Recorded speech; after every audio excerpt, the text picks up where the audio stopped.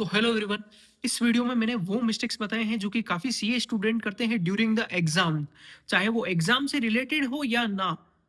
मतलब जो भी एग्जाम डेज में आप करते हैं वो मत कीजिएगा। ये वीडियो पूरा देखिएगा क्योंकि आपके पास आपका जो अटेम्प्ट है आप उसके अंदर एक्सपेरिमेंट नहीं कर सकते हैं। आपको आपका अटेम्प्ट अच्छे से करना है और हम कभी भी दूसरों की गलतियों से ही सीखते हैं। हेलो एवरीवन, मेरा नाम है कार्तिक और आप देख रहे हैं सीए शुभचिंतक। फर्स्ट ऑफ ऑल मैं आपसे ये कहना चाहूँगा, अगर आप ये वीडियो अभी फाउंडेशन में हैं और देख रहे हैं और आप अगर एग्ज़ाम देने जा रहे हैं फाउंडेशन के, तो यही प्रे करूँगा कि आप जल्दी इंटर में आ जाएँ और आप मेरे इंटर की वीडियोज़ देखें। तो बेस्ट ऑफ लक। आपने अभी तक सब्सक्राइब नहीं किया है तो पहले सब्सक्राइब। तो मैं आज आपको वो कॉमन मिस्टेक्स बताने जा रहा हूँ जो कि काफ़ी बच्चे करते हैं। तो सबसे पहला ये कि आपको अभी कुछ भी नया नहीं पढ़ना है, जितना आपने पढ़ा है वो सफिशिएंट है। वो केस अलग है कि अगर आपने कुछ नहीं पढ़ा है तो काफ़ी स्टूडेंट्स होते हैं अलग-अलग टाइप के। तो अगर आपने मतलब अगर अच्छा खासा पढ़ रखा है तो अभी कोई भी नया टॉपिक छेड़ने की ज़रूरत नहीं है। उससे ज़्यादा से ज़्यादा आप और मतलब आपकी टेंशन बढ़ेगी कि ये नहीं देखा मैंने, ये नहीं देखा और याद भी नहीं रहेगा वो जो भी आप पढ़ोगे अभी।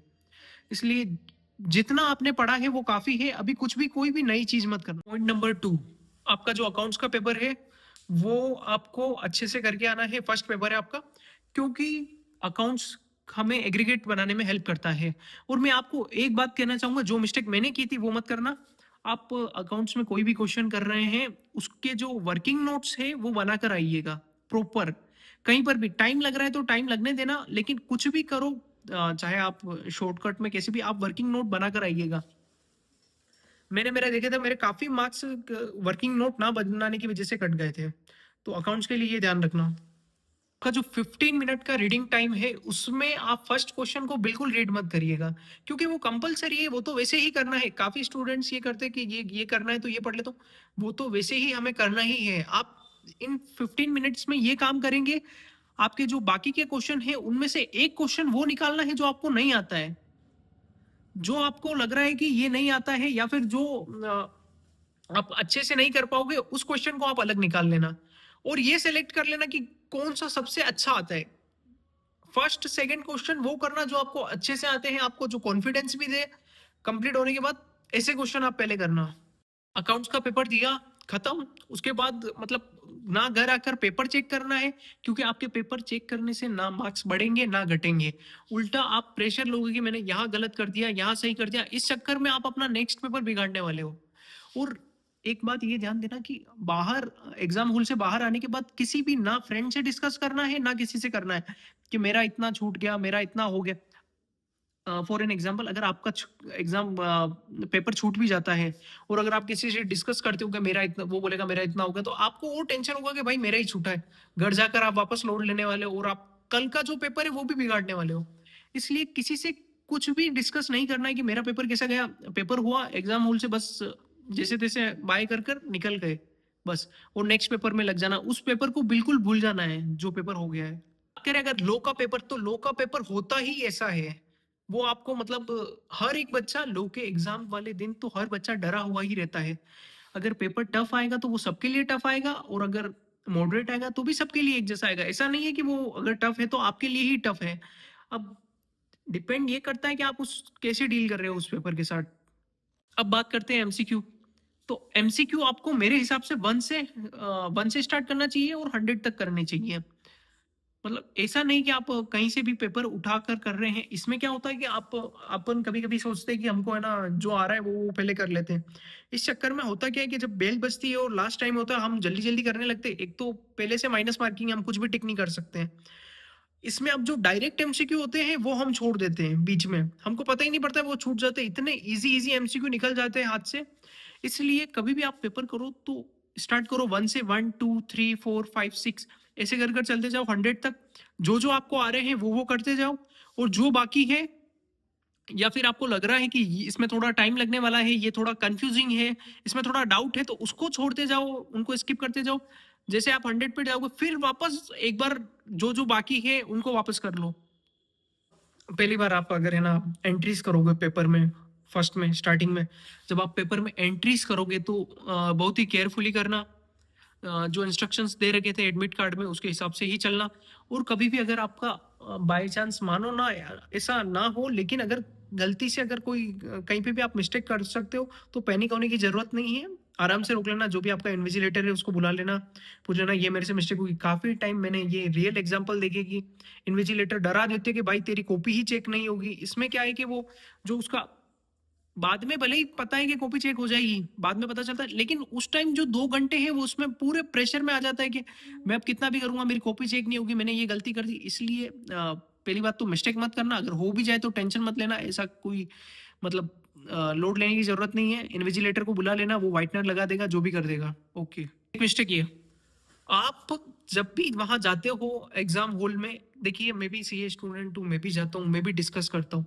लेकिन मैंने ये देखा है कि जब-जब जाके मैंने डिस्कस किया है या फिर मैं वहाँ जाके अगर पढ़ता हूँ कि भाई ये पढ़ा, ये बाकी रह गया, ये बाकी रह गया, तो भाई वो अननेसेसरी प्रेशर देती है वो चीज़ें। अगर मैं डिस्कस भी करता हूँ किसी से, तो सामने वाला बोलता है भाई मैंने तो इतना पढ़ा है, मैंने ये पढ़ा है, मैंने ये टॉपिक छोड़ के आया हूँ, मैं एनपीओ छोड़ के आया हूँ, ये किया है, मैंने तो ये अच्छे से किया है। तो इसमें ये भी डिस्कस नहीं करना है आपको।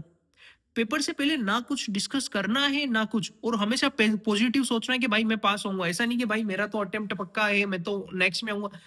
जो भी ऐसी बातें करते हैं उनको दूर रखना है और पॉजिटिव सोचना है। ओके। अब जब तक आपके एग्जाम चल रहे हैं तब तक ना तो आपको उन नेगेटिव लोगों से बात करनी है जिनसे आपको चिढ़ होती है।